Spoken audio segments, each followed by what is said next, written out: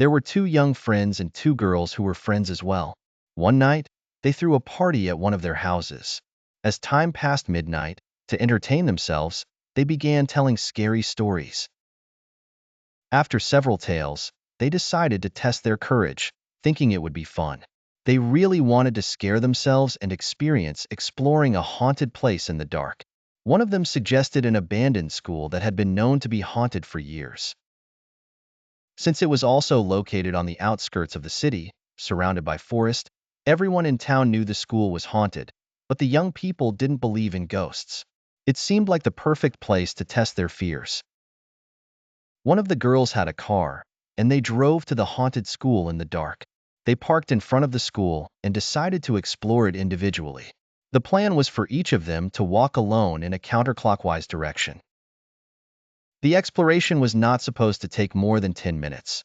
The first person would go, and when they returned, they would tell everyone what they saw, and then the second would go, and so on.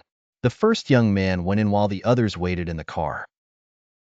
However, after a while, boredom began to creep in. More than 20 minutes had passed since the boy entered the school, and he still hadn't returned. After half an hour, the next girl decided to go in and find their friend. She went in, and the others waited in the car for a long time, but she didn't come back either. They didn't understand what was happening. Why hadn't they come out of the school? Perhaps they were conspiring to scare them. The young man didn't respond to the girl, but looked at her with a frightened expression. An entire hour had passed since the boy and the girl had gone in. The remaining friends were very scared, and the girl began to cry.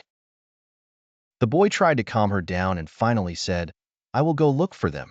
If I don't return in 30 minutes, go to the police." The boy entered, leaving the girl crying alone in the car. The girl waited a full hour, but none of her friends returned.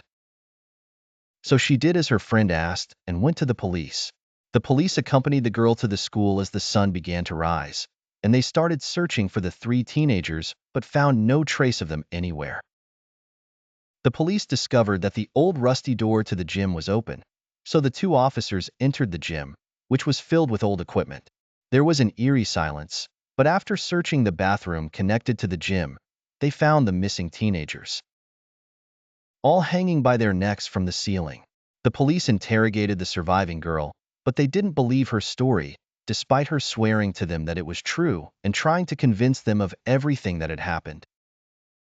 They had no reason to believe it was suicide, as the police suspected, but unfortunately, after several long weeks of trying to solve the mystery, the case was closed without any resolution, especially since they found no evidence that anyone had killed the three teenagers.